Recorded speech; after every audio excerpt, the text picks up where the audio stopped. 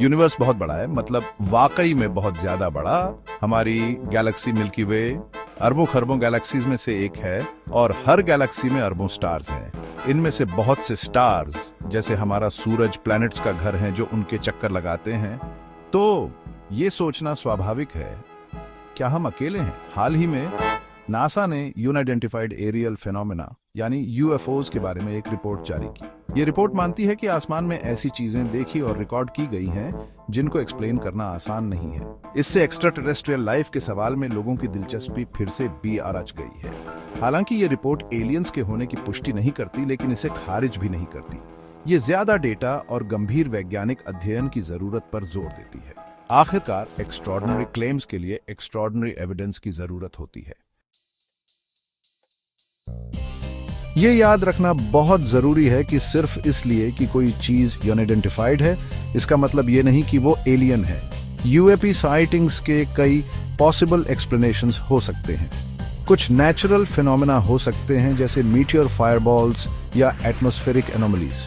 कुछ अर्थ के ही देशों द्वारा डेवलप की गई एडवांस टेक्नोलॉजी हो सकती है, और तो और कुछ तो बस वेदर बलून्स या ड्रोन्स जैसी गलत पहचानी गई चीजें हो सकती हैं।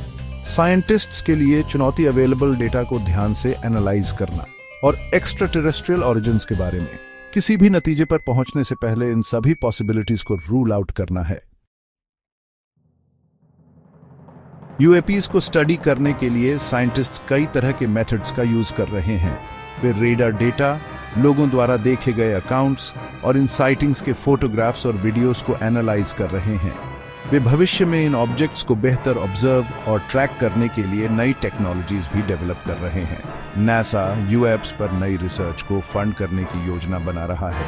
अवेलेबल डेटा को आइडेंटिफाई करने और भविष्य में और ज्यादा डेटा कैसे कलेक्ट किया जाए, इस पर ध्यान केंद्रित करते हुए यह रिसर्च ट्रांसपेरेंट होगी और पब्लिक के लिए ओपन होगी, जिससे हर कोई साइंटिफिक प्रोसेस को फॉलो कर सकेगा। एक्स्ट्रा टेरेस्ट्रियल लाइफ की खोज जारी है, लेकिन इस टॉपिक को स्केप्टिसिज्म और नॉलेज की प्यास के साथ अप्रोच करना बहुत जरूरी है। क्यूरियस होना और पॉसिबिलिटीज के बारे में सोचना ठीक है, लेकिन हमें साइंटिफिक एविडेंस और क्रिटिकल थिंकिंग पर रिलाई करना चाहिए। यूनिवर्स रहस्यों से भरा है और इसके सीक्रेट्स को अनकवर करना एक रोमांचक एडवेंचर है। हमें एलियन लाइफ का एविडेंस मिले या न मिले, ये सर्च खुद ही कॉस्मोस और उसमें हमारी जगह की हमारी समझ को बढ़ाती है। तो स्टार्स को देखते रहें और क्वेश्चंस पूछना कभी बंद न करें।